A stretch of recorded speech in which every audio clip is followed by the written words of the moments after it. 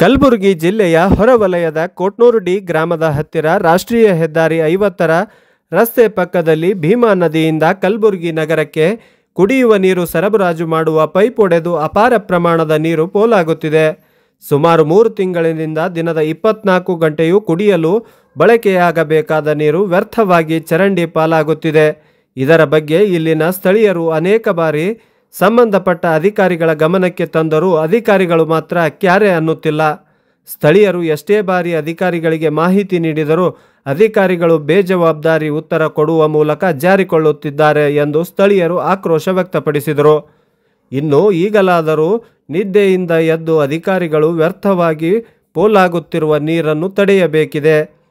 ಇನ್ನು ಈ ಸ್ಥಳಕ್ಕೆ ಹೋರಾಟಗಾರ ಪವನ್ ಬಿ ವಳ್ಕೇರಿ, ಶರಣಗೌಡ ಪಾಟೀಲ್, ಚಂದ್ರಕಾಂತ್ ಸಿರ್ನೂರ್, ಭೀಮಾಶಂಕರ್ ಹುಲಿಮನಿ, ಅಬ್ಬಾಸ್ ಅಲಿ ದಗಾಪುರ್, ಕಾಂತು ಬಡಿಗೇರ್, ಶಕೀಲ್ ಉತ್ನಾಳ್, ಮಿಥುನ್ ಸೇರಿದಂತೆ ಅನೇಕರು ಆಗಮಿಸಿ ಪೈಪ್ ಒಡೆದಿರುವುದನ್ನು ಪರಿಶೀಲಿಸಿದರು.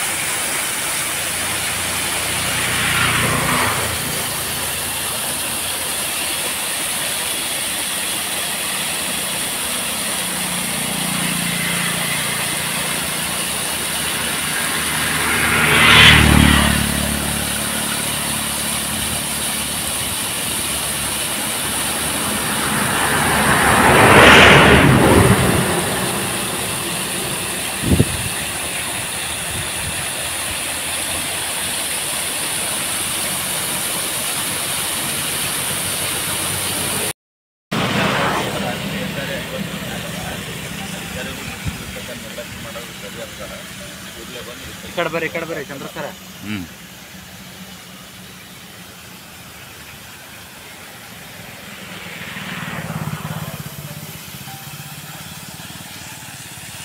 ಸರ